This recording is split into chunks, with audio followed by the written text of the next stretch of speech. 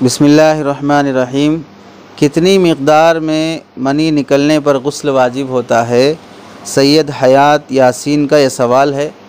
तो देखिए, गुस्ल वाजिब होने के लिए शरीयत में मनी की मिक़दार की तायीन नहीं है कि अगर 2 ख़तरे निकले तो वाजिब होगा, 4 ख़तरे निकले तो वाजिब होगा, 1 ख़तरा आधा ख़तरा निकले तो वाजिब नहीं होगा।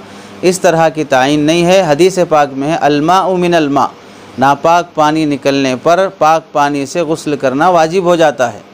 अलबत्ता वो नापाक पानी का निकलना जोश के साथ हो, होश की हालत में हो, आदमी बेदारी में जोश के साथ निकले तो उस पर गुस्ल वाजिब होता है। और ऐसे ही नींद की हालत में सोने के बाद हम अपना लुंगी या पहना हुआ जो कपड़ा है वो तर दिखे तो गुस्ल वाजिब होता है।